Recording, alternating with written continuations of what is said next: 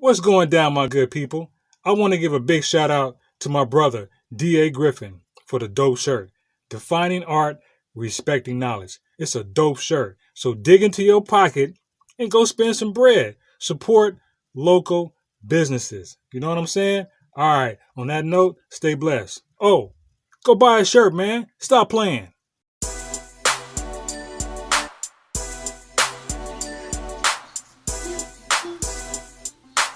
The spirit of my neighborhood. I grew to make you proud just like I said I would. Your care for me was essence, didn't own a dime. Time to show the love back now that I'm in my prime. When your chick is full of drama, can you be Obama? Life is too precious, learn that from losing mama. Loving the skin I'm in that they capped about. This body butter got me shining, what they mad about. Or is it the harmony that we all can sing? More than a podcast, this is for the joy it brings. Words of wisdom to these young niggas. Don't be a pawn shop for the gold diggers. Anything worth cherishing is worth the wait. Allow your mind to catch your body, baby, this is fate. They hate me cause my harmony is melanated. I pray for a mistrial for the incarcerated. A true queen motivates her man with voice. That's a woman's empowerment, now let's all rejoice. They hate me cause my harmony is melanated. I pray for a mistrial for the incarcerated. A true queen motivates her man with voice. That's a woman's empowerment, now let's all rejoice. Welcome to the first episode of Melanated Harmony Season 3. Season 3. And today I have my cousins, my very, very special guests, Jerome and Johntay, and they're going to tell you all their full names and all their business names. And we're going to start with Big Cousin. Hey, it's me, Jerome Bowie, Mr. Bowie from Bowie Entertainment. Cashmere Ninja is my rap name. Originally from Berkeley, California, but I live in Las Vegas, city of sin. Good boy, choir boy out in the city of sin. Your candle. Oh, that's right. That's why I love you, Tammy. Manifest a miracle. May I receive intercession from the Spirit to assist me in my time of need. Let me graciously recognize, accept, and appreciate those wondrous gifts received. That's beautiful. To go. What's happening, world? Johntay JayBiz Williams, the little cousin, and my candle today is joy. The quote reads, "Let me discover pure joy in my being. Allow happiness and laughter to flow freely through my life and into the lives of those around me." And it smells wonderful. So, into a candle, that's the one I suggest you pick. Alrighty. Once again, I am sincere. My candle is confidence. May I be content with my ability to succeed. Always allow the universe to provide me with the strength to achieve greatness. Wow. Yes. Can I put my candle up there? Yes. No. Oh. If you want to, you can, but you don't have to. Okay. Alrighty. We are going to jump into the show. Okay. First, we're going to talk about a little bit about where you guys born and raised, and then we're going to get into your careers and things like that. So, Big Cousin, let's start. Where you from? You know, Berkeley, California, B-Town vet. Southside Berkeley, that's me. Started off Ashby and San Pablo, that area. And eventually I moved to different areas, but now I done touched down in Las Vegas. Been there about a decade. Started my business, 20 years ago, Bowie Entertainment. Doing the rap thing, streaming like crazy. Cashmere Ninja's my artist name. And just trying to be here so I can shed some light on what it's like to be a Bay Area guy living in Las Vegas, doing this streaming music online, and maybe help some of these youngsters achieve some of their dreams of getting their music digitally distributed and streamed. Nice. And, sir, And where you from? right on. Okay. Berkeley, California, South Berkeley, Bully Block, Carson Street, Haskell. That was the neighborhood that we, I guess we claimed and, said. But Yeah, we grew up in a great neighborhood. Learned a lot. Learned a lot. Had a lot of young, black men come up out of there doing good things. Happy to be from that neighborhood. Shaped me to the person I am. And yeah, so that's the background. And you want us to I like it. I like jump it. in something? Okay, so how long have you been doing music? Me, we started off as young people doing the little talent shows and the, little functions, at school but professionally, and when I say professionally, I mean there's a difference between having a hobby, which is something you just do in your spare time, you don't take things seriously, as opposed to professionally. And that means that you've actually spent money, invested, put some time in, got some education, maybe even got some paperwork, degree, certificate or something. So professionally, I remember spending my first big sum of money on a keyboard in like 2000. And so here I am 20 plus years strong, from here, the Bay, to Sacramento, where I went to school at first, to Reno, and now I'm in Las Vegas, promoting everything. Yeah, I lived that. I was there with it. So me, how long have I been doing music? Well, I fell in love with music. It's always been a part of our lives. And so rap music, mainly the music, my favorite genre of music is gangster rap. My brother, he introduced that to me when I was a kid, probably a little bit before he should have.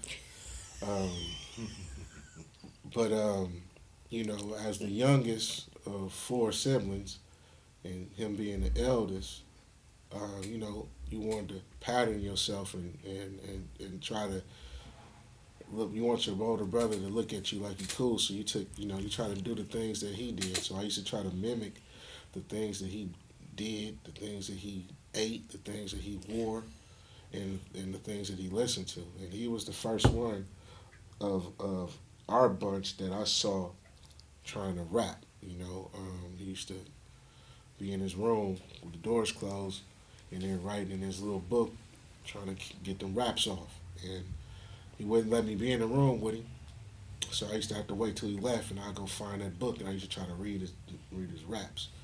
And that taught me, even though it just looked like an essay, it taught me, I got to write my raps down, like I said. And so I just started to, before anybody knew, I was just jotting stuff down. I was very private about it. I didn't come out with nothing. I didn't want people to really know. I was just trying to do it, listen to music and study the music and stuff like that. Been a part of a few little groups and just trying to find my knack for it. And so I remember going to an MC Hammer video. He shot a video for a song called Pray in Berkeley at this church on Martin Luther King. And I said, you know what? I'm about to rap for Hammer. So I was waiting for a break. To come outside. He came and he was meeting the kids and stuff. And I said, I want to rap for you. And I just started busting, and then he just kind of shook me off. And then I said, you know what? I'm about to be as big as Hammer. Well, I wasn't. I wasn't. Dream big. Hey, with him, big. you know what I'm saying? Going from there, who are your influences and who does your music sound like? My biggest influences were, people like from our area, the Bay Area, they introduced that independent game. I always liked the East Coast because, they're the forefathers, the pioneers, they originated it. And, you have to have love, but we did the independent thing. And when they did that, the artists like E40, Too Short, the 415, Richie Riches, those are the people that influenced me the most. And then I have to go down south because the Eazy-E's, the Ice Cubes, the Dr. Dre, which is my role model, my idol, Dr. Dre. I patterned myself after his game plan. And then they say I sound like a little bit like Rick Ross, and a little bit like Future. So basically OGs, the OGs. I don't do the new stuff. And what about you? Well, I call myself a jukebox junkie, so I like Sam Cooke. I like the Jacksons. I like James Brown, Rick James. Now we talking rap influences. Bud Law, Pomona, DJ Quick, of course the NWA umbrella, Dr. Dre, and E40, Too Short, Scarface. I'm a big Scarface fan, and everybody. I like the Rick Rosses, the new people, and so one of your songs on a playlist, like what other songs would they like link to it? Because you know how the playlists get songs that are similar and same kind of vibe. So who do you think? Interesting. I hope somebody good. Probably. I don't know. I asked my brother that. Yeah. What's your music? Yeah, mine. Both. Definitely that smooth stuff, because you got that smooth style going on. I would definitely say Drake will come on. Hell no, I don't know. Yeah, well, he good. you know what I'm saying? Go He's ahead, smooth. Drake. He's smooth. I like to. I would definitely think one of them southern dudes, like maybe a UGK, Pimp C, would probably come on. I can take that. Yeah, and then one of them old schools down south, Southern California type dudes, maybe a KD. If anybody remember him, he had a cold album we used to listen to a lot. I used to bump that. I used to bump that. I can see Devin the Dude coming on your playlist. Crazy. And then as far as me, you'll definitely hear some Future. You'll definitely hear some Richie Rich. You'll probably hear some Too Short, some Sebo, maybe some Ice Cube, and one of them Georgia dudes too. Somebody, maybe T.I. or somebody. One of them Georgia dudes. Yeah, I like it. Yeah, because they I like cool. the compilation. They cold. You know? They cold. I like it. I like it. They got it going on. Okay, so That's a good question. with you guys both being in music for all these years, how do you get your music out there? Like, what have you found works and what hasn't been working as far as like getting your names out there, getting your music out there? Well, I'll start with this one because he got a little bit more in depth. So my era of music, I fell in love with music when they had CDs and tapes. And honestly, man, I took about a 10-year or so hiatus from making music, man.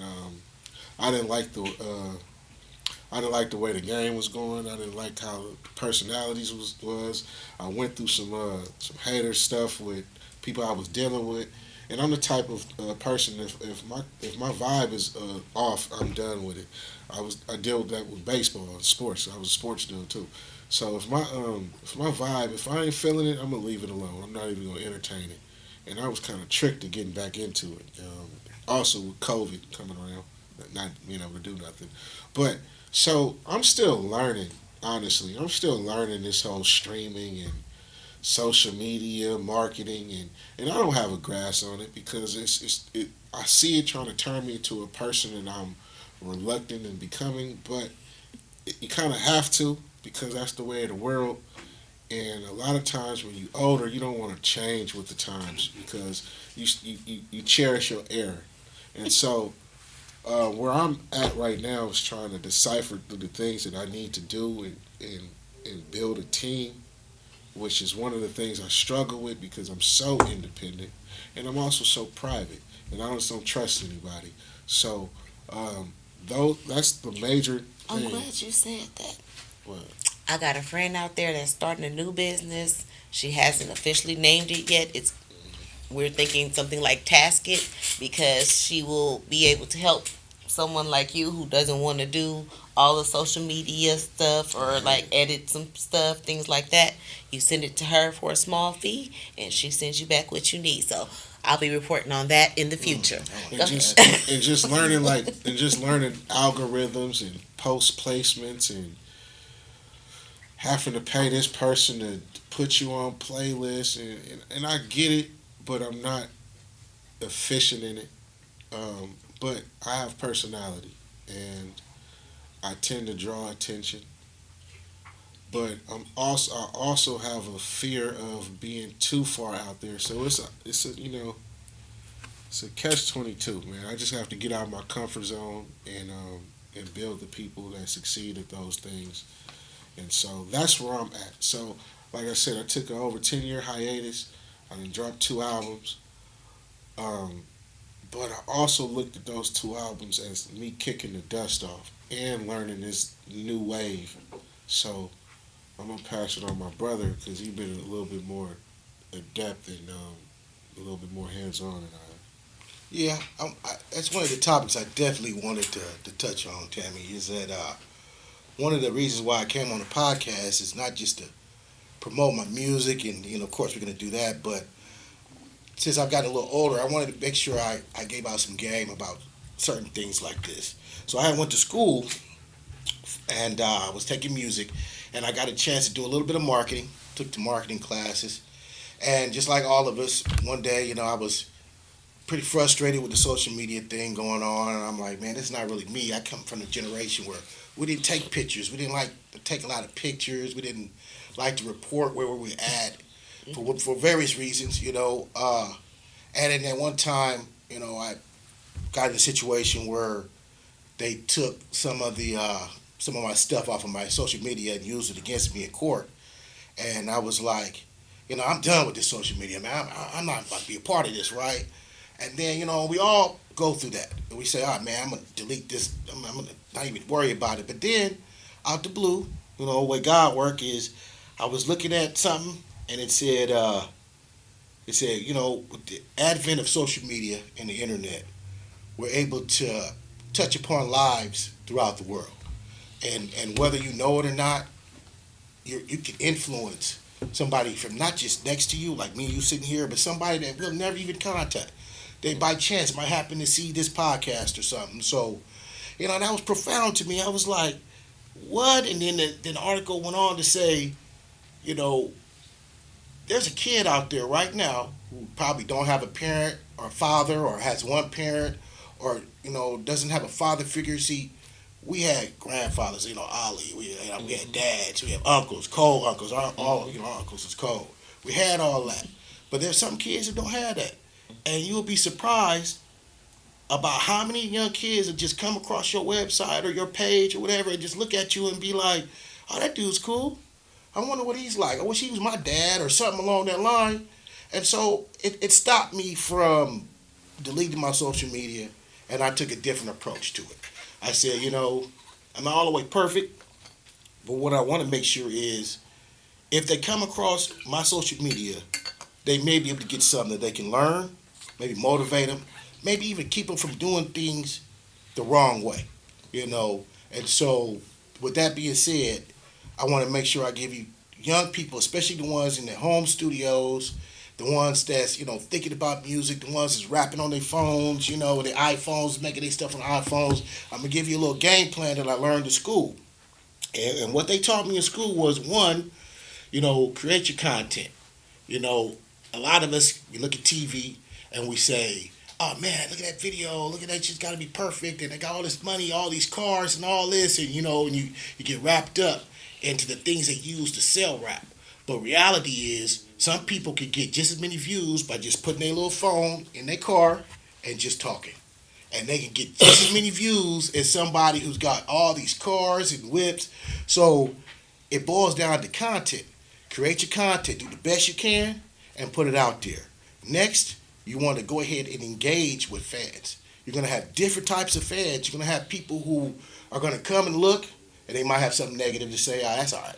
Or you have people come and look and say, oh yeah, that's pretty cool, we'll move on. Then you got those butterfly fans that come in, look, see what you're doing, keep track, and then they bounce out. And they come back and they keep track, and they're like butterflies. They just float over here, see what you're doing, float out, float back in, float out. But then you got those cold, hard fans, and those are the ones I want you to pay attention to. And my game plan for you is, this was taught to me, concentrate on getting about 5,000 hard-nosed fans. when I say 5,000, that number is easy to do, but it's not easy to do. Some people can have a bunch of followers, 20,000, 30,000, 10,000, but you want 5,000 good hardcore followers. And the reason why is because, okay, say beginning of the year, you drop an album in January, right? You get 5,000 people to buy that $10 album. That's $50,000. You can make $50,000 with that in that year. This one album, if you concentrate on those 5,000, 50,000, you can pay your rent, get your car payment paid, bring home a large pizza, whatever you got to do. But you concentrate on that 5,000 and get them solid, engage with them. When they email you, you email them right back, give them content that they can latch on to, and you can eat good. But if you go around and just say, oh man, I'm going to do this and just try to show off and all that, that's not going to transfer into income. All that's going to do is make you like just another ornament or a bell and whistle out there in the world. So engage with your fans, create you some content, get you some hardcore fans. Try to get at least 5,000 to buy $10 worth of your merchandise every year. And that's some good advice. Take it from me. You'll get some money out of that. Yeah, y'all can definitely buy some candles from me. We need 5,000 y'all to buy a candle right now. No, not those. Oh, not those? Well, these two, buy them both, man. No, What's these? I'm gonna have to. Yeah, I'll bring them when Why we y'all take. candles? When we take. I have a couple, but I didn't put them up here. Anyway, so Yeah. Come on, I'm ready to go. I'm ready to let this game go. okay, so both of you have had businesses. Tell me what things worked well and what things would you not recommend people to do. I know you said one is working with the wrong group of people. Well, I own a barbershop. Oh, we done a lot of stuff, bro. I ain't gonna lie. We were in bars. We done so much. Let's man. get this paper, man, And honestly, I never really had a business partner. You know what I mean? I tried to do the thing with Fog Line, with that bar, but it's just different. People have different visions. But as far as the barbershop, it was kind of cool. You know what I'm saying? It was something I always, being a barber was another thing that I always wanted to do.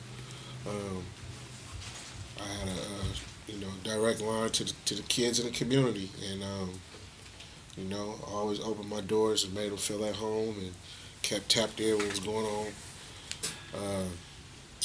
I'm glad you said that because when we get ready to do our back to school thing, we're gonna need a barber. Yeah, I still cut. I don't cut like as often as I used to, but if the bag That's okay. right, I'm cutting. We're gonna work out a plan. Yeah, definitely, Yes. definitely. We working on that right now, getting the backpacks ready. Yeah, we done done a lot of things, man. You think about it, I just never was the cat that always put my face in front of stuff. So you know what I mean. A lot of things that happened in this Bay Area, I was behind, but I never cared about letting people know it was me. That was my biggest thing. We could run down the list and say that people say that was you. Yeah, that was me. A lot of the people that got on and became something. I was really kind of responsible for pushing, but I always kind of wanted to play the background, man, because I get too much attention as it is, so extra attention I was afraid of. Like, we grew up in a different times, man, so now attention is the new drug, man, so, that's what people try to get, and that's something that I wanted to stay away from. So You want that money. the money. You get $1 million likes if you can't get $1 million. Exactly. That makes a big difference. Tell us about what worked well for you when you were running your businesses or when you're starting your businesses, and like what pitfalls to avoid for the up and coming. Black businesses, we're probably start up a bunch of them every year. But one of the things that black businesses, and I'm talking us melanated people right now, is that we don't like to educate ourselves and do the research before we jump into business. A lot of times our eyes are bigger than our hustle. We'll see somebody else making some money, and we don't really think about how much time they invested, what sacrifices they had to give up. and just the work that goes into creating and maintaining and having a successful business. The first year of any business, you probably won't even make a profit. To even break even in the first year of your business is considered a success. So one of the pitfalls you're gonna have to think about and look at is, do you have enough money to sustain your business for a year or two until you're able to start receiving, money more than what you owe? And then you have to understand that it's gonna take a lot of work. Unless you have money to hire a marketing team or a promoter, flyers, digital flyers, campaigns, places like YouTube, Facebook, and those social media sites have ways you can create a campaign list and it'll go out and find people for you. But it costs. And then you have to have your supplies or your service, you have to have that ready. Are you ready to deal with people 15 minutes before you open? Are you ready to open on time, right at the time you say, and close at the time you say? Are you ready to work overtime? Are you ready to work when other people don't feel like working? Those are like the falls of most black businesses. How many times you went to one of our businesses and, they say they open up at 9, you get there at 9, you got to be at work, but you want to stop by there and support them and they're not open. And then that creates a sense to the customer, that butterfly customer I was telling you about. He might not come back around for God knows how long because he came by, he wasn't there, and he's like, oh man, they ain't serious about this. So being consistent and determined and having the financial ability to sustain losses, hills and valleys, gains and losses, and do it over a year or two's time is very hard. Now, some of the good things about having a business is that you're your own boss. You fire your old boss, and you say, I'm going to become a boss myself. And then that way, you can decide what kind of business. You want to sell dollar cheeseburgers or you want to sell cheeseburgers for $6? It's up to you. You know what I'm saying? You want to sell 1 million cheeseburgers a day? You want to sell 50,000 a day? That's why it's called business. How busy do you want to be? How much busyness do you want to have?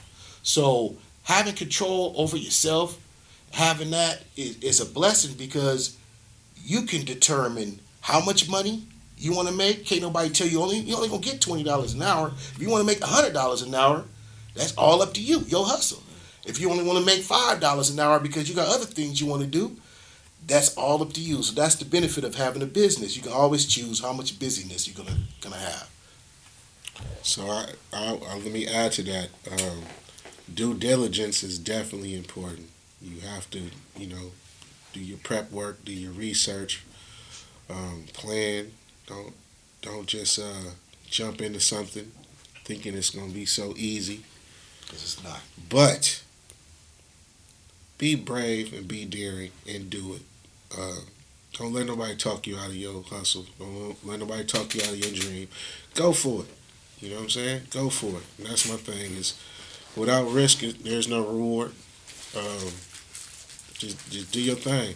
Like my hat say, stand on business and not friendships. Don't think your family, your friends going to be the ones that's going to make you rich or going to be your number one supporter. It's going to be the stranger, the person you don't know, that's going to make you the wealthy, successful person. So get out there and stand on business, man. Make your decisions based on business. Stand on it. And, you should, boss. I always say, boss. if your family and friends was going to make you rich, wouldn't you already be rich? Mm-hmm. There it goes. But that don't mean you hate them at all. Because some people be mad at their family because they don't hate them. But, they got their own life. They got what they doing on their own, So, you just got to do it yourself. I get it. So, for you, what's the difference between Vegas and here when it comes to your business and your hustle? I'm being a Bay dude, I'm cool or whatever. But Vegas is more closer to Southern California, which has that Hollywood, I want to say gang, kind of element going on. So what they associate with, I don't a lot of times associate with. I'm more of the Berkeley hippie, tree hugger, organic type dude. So the difference between Vegas and here is this is a real cultural mecca. You got all different types. You got rosters walking around here. I remember seeing Hare Krishnas when I was young. Remember we seen them Hare Krishnas and stuff, and it wasn't even The ones with the robes and they had. yeah, they were like Buddhist dudes. Oh, Hare Krishna. Yeah, it's nothing. But you took that to Vegas, that'd be like, what the heck is that? You know, people walking around with no shoes on, and you know, white people They with feet don't dreads and burn. stuff. You know, so it's a different thing because a lot of their stuff is cookie cutter. You know, they got the best chefs, and that doesn't mean the food is better. That just means that the person who's serving it has a bigger name and has invested their name, and they have a notoriety. So doing business out there is different because you have to increase your notoriety, you have to increase your image and how you present your product.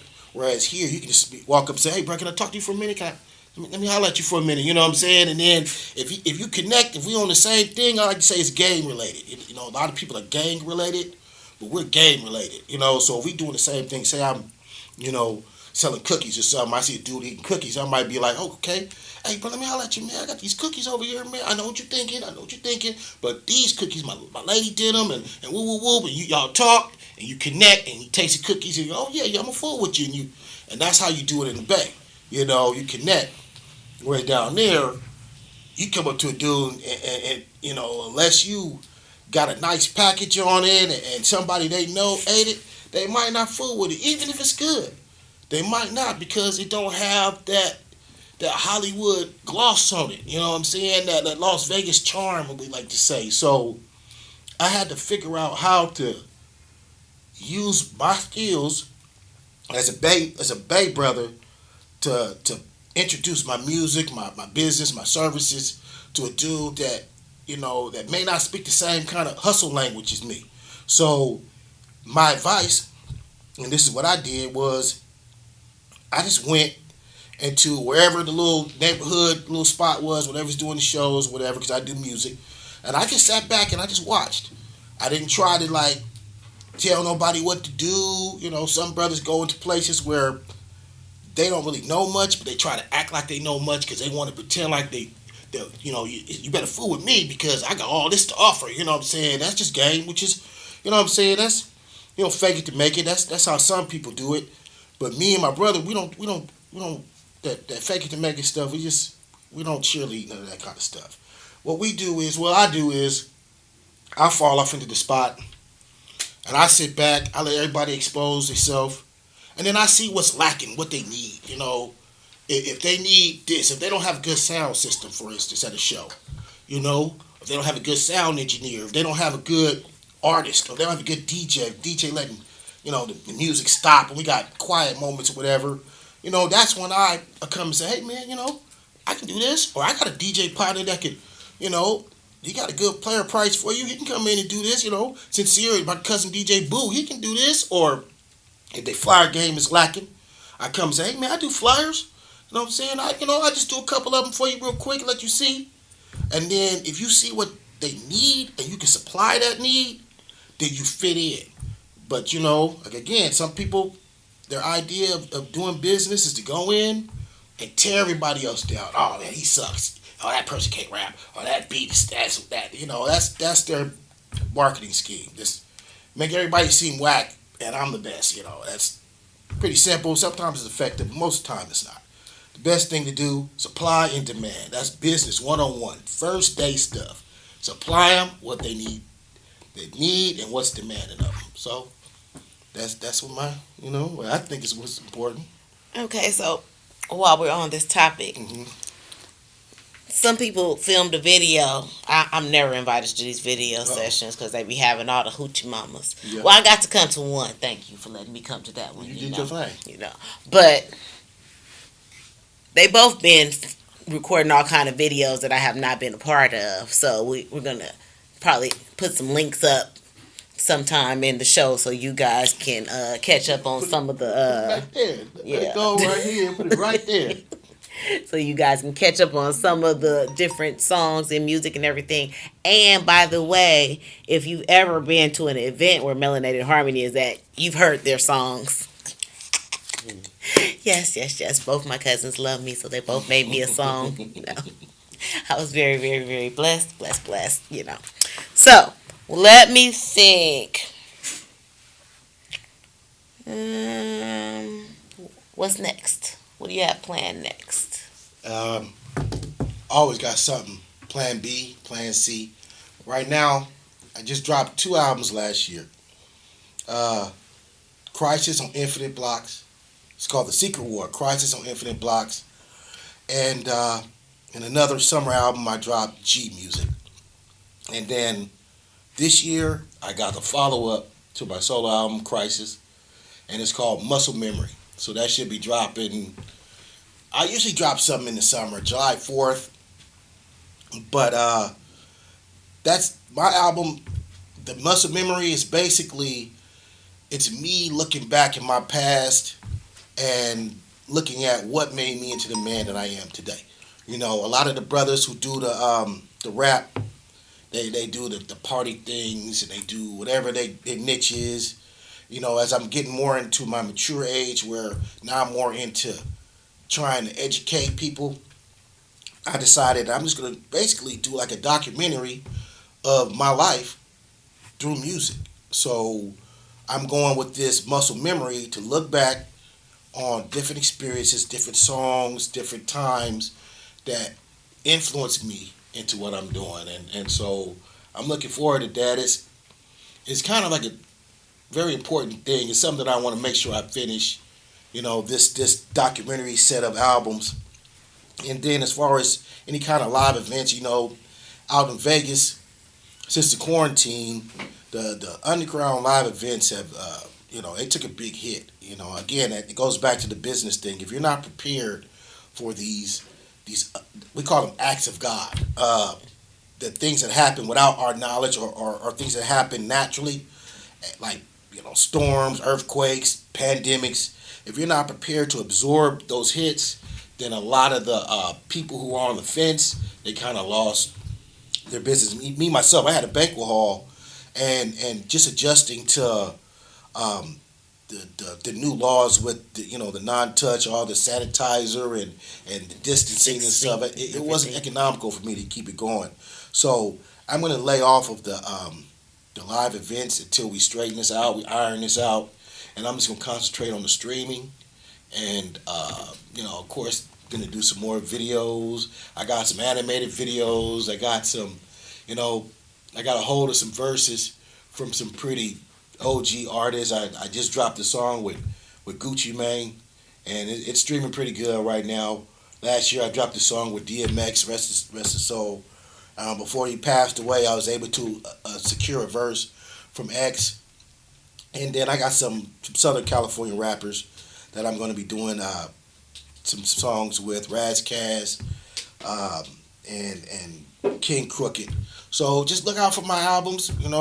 Usually every summer, I need 5,000 of y'all to buy that thing for $10. Amen. What you got coming up other than a million concerts? But that's a whole nother conversation we gonna have. Dinner dates. I'm back writing. I'm back in the lab. Eargasm. That's already out. It's old to me, but it can be new to y'all. And then if you still want some more, like I said, I dropped 2 albums the last 2 years. Truth About Me was the first one. That was my first album after like a 10-year layoff. And then Eargasm. They everywhere, whatever streaming platform you prefer. They on all of them. Tidal. I know they want me to send y'all some links, but Tidal, Spotify, YouTube, Apple, JayBiz, JayBiz, and Truth About Me or Eargasm. And I normally drop around September, but it's coming. I'm in there. I got something good. I'm cooking. As far as some shows, they've been wanting me to get into that, but I do things when it's right, and so I gotta find me a DJ. I gotta get it right. I'm coming though. So, like I said, I took a long time off, so it's taking my. I'm not rushing to learn this. I'm making my adjustments on how the music industry is, but I'm doing my due diligence, and I move at a pace that's comfortable for me. I'm making sure that my music is quality, and so all of those elements, it'll come when I feel it's ready. I like to put myself out there the way I want to be seen, and so I haven't really been doing a lot of videos. My brother got me doing a couple of them, but like I say, I want to do things at my pace when I feel like they right, and they will, but they're in process. I'm just cooking. So let's just say that I'm cooking, and I'll deliver. And maybe he'll actually show up to perform at some of those Melanated Harmony events that I keep inviting people to. Well, we used to perform a lot. Yeah, we didn't have no choice. Yeah, Ladies' night. We used to perform. Talent show night. Yeah. They used to, yeah. We was forced to sing and dance on cue, and we couldn't even carry a note in a suitcase. But it didn't matter. No. And I was in church singing next to my grandma. And I can't really sing, but You didn't have no choice. as I'm saying, I had to. That's grandma there. I had to do my thing. We've been singing and dancing at the Easter Stars Grand Youth Session. Let's talk about that. You already know that. Let's keep that on the hush. Hey, I already told everybody I was a Girl Scout till I was 14. I left the Eastern Stars when I got pregnant. Sorry, Mom. That's when you quit. Yeah, Mom wouldn't let me go. She was like, remember the 5 points? One of them was purity. Oh yeah, snap. You trying to get up the point, girl. You trying to get... Was, Man, you trying to get us in trouble. No. Man. I should never agreed to this. You trying to...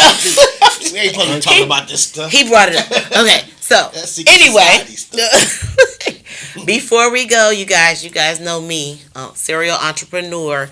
I got my new candles, my massage candles, and my massage bars. Hit me up. This size candle is $10 because it's a smaller one. These are 10. They are made with shea butter, cocoa butter, vitamin E, jojoba oil, and a little bit of fragrance. Not much because we like the natural aroma. We have coffee beans from Bold and Beautiful, which is a black-owned coffee company. My cousins are going to try them out. This is mine, right? Yes, that is yours. They're going to give us some feedback. If you guys want to grab one, please hit me up. Is it soap or what is it? No, it's a massage bar. Yeah, I ain't got no lady. I don't know what. I ain't had a Massage massage it on in yourself. 2 years. Okay, just rub it on. Yeah, rub it on yourself. Okay, You take care of yourself. You be all right. Okay. That's a whole nother show, y'all. Any single ladies who Yeah. Try to see. You need a lady, man. Hey, hit the link. That's If you want to set up for a date. that's a whole nother show. Yeah. Me. Maybe for Juneteenth. We'll have a meet and greet I for don't know if you want Juneteenth. one of them Juneteenth women. Yeah. We're going to have a meet and greet for Juneteenth. Because I can't do it before Juneteenth because we have Mother's Day and You Father's need a Day. date now. So, Click okay, now. well, There we go. Click now. That's not desperate, but go ahead.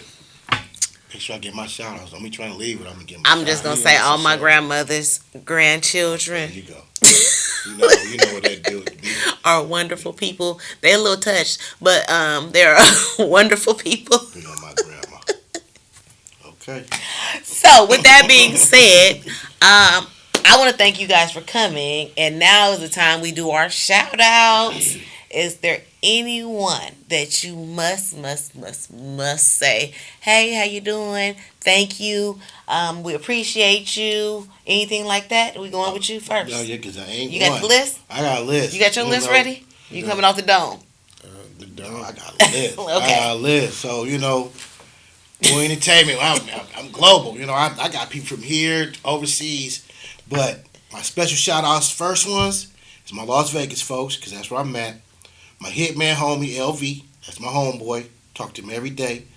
My act, Sir Ace, we ain't my act, Dirtbags act, but he does music with me. That's Sir Ace, SIRAC3. My young Go Hard Night Train, look out for Night Train. Prince D, Doe from Up All Night. D-Lo, that's Diego Lo, So I think it's a D-Lo out here, but it's Diego Low in Las Vegas. My young folks, Casey. My partner, Gangster Twist. He's a rock all my shows and bring the Latin crowd, which they be spending money. Shout out to the Latin crowd. They be spending that money. I love y'all, for real. That goes to my heart. Hey, black and brown love. You feel me? King Q. My man King Q. We did music together. J. Earl. Sin Corleone. The Dove Shack family out in Las Vegas. You know, I did security, I think, for one of y'all events. And my man C. Mills, I always keep up with his stuff. Them some good brothers. Sir Drew, which is JKO partner. My partner PG. Ken Trail, Overtime. And then, I'm not done. Boss Factor in Reno. That's my young Go Hard folks. Ray Casino, LA. His brother Jim Raines. Spree and Outrage. My partner Ye Mark, Cali Days, Juliosis, St. Louis Papoose, OL in Oregon, The Tycoon, my partner Crib in Southern California, KC BRD in Kansas City, my cousin J Poo in Sac, Hood Chef J Poo, check out his food channel, the Professor and my Tupac impersonator partner, Pac's Reflection, Kev Teague, he's doing that Prince impersonator or doing a Prince show down there. He's Jerome. L Mac, I'm partner Nikolai. And wait, I gotta shout out my DJs and my video team. DJ Greenbud, aka Mr. Crimson. DJ Shakespeare at the Ninja Karaoke. DJ Tosh.0. DJ Boo, my cousin. And my video team, Cat Eyes from Nine Lives Film. Prince Tenen from Blue Fox Media. My animation team, Graphic Design 360, and then my website designer, CEO Exec. Alrighty, now off the dome. I don't have much, man. Shout out to those who call my phone to make sure I'm breathing and checking on me. I love y'all. Love everybody. That's it. And C-Dub, I forgot. C-Dub got me. I just got a customized beat for my new album for my partner C-Dub in Sac. Made me a banger, a mob banger. Oh, nice. We're gonna be hearing that soon. Yeah, that's the next video. Hey, I need invitations to videos Get everything. You ain't told them about how you stayed at one of my houses in Las Vegas. all the time. You know. You sold that house, right? Nah, you didn't I got sell it the yet? Oh, I'm coming back to Vegas, y'all. Oh, I got somewhere I can stay. I got tenants in there, so you can get on the couch or something. They need to move. See, money. That's money. See, he didn't even talk about the real estate stuff. That's the business side. That's the other business. We doing rap and we doing the family thing today. Family love. As you can see, we just touched on a little bit because we didn't talk about how this one be having me bartending sometimes, and and my cousin, he loved when I make him his Jello shots. What else? I want to say I appreciate my production team. I know. Even though they be giving me a hard time sometime, but that's okay. They love me. I'm little sis, big sis, cousin, and all that wrapped into one. So I'm going to say shout out to all the family, all the different sides. Oh, yeah. I'm not going to say all them last names. So I always forget somebody's last name. Williams. And then people start calling it. Like Francis. You got to say Francis, Morgans, Jones, McCree's. Who else can you think of? Like, you got some Hunters and some, which is the Llama family. Yeah, I'm not going to say all my kids' names because then y'all going to know too much about me. If you really want to know, check out our family tree. You know, spit in the tube, you might be our cousin. Ancestry.com. Oh, me. Thank you again for coming and watching episode 1 of season 3, Melanated Harmony. See you next time. All right, Thanks for having me. Come on back. The spirit of my neighborhood. I grew to make you proud just like I said I would. Your care for me was essence, didn't own a dime. Time to show the love back now that I'm in my prime. When your chick is full of drama, can you be Obama? Life is too precious, learn that from losing mama. Loving the skin I'm in that they capped about. This body butter got me shining, what they mad about. Or is it the harmony that we all can sing? More than a podcast, this is for the joy it brings. Words of wisdom to these young innocents. Don't be a pawn shop for the gold diggers. Anything worth cherishing is worth the wait. Allow your mind to catch your body, baby, this is fate. They hate me cause my harmony is melanated.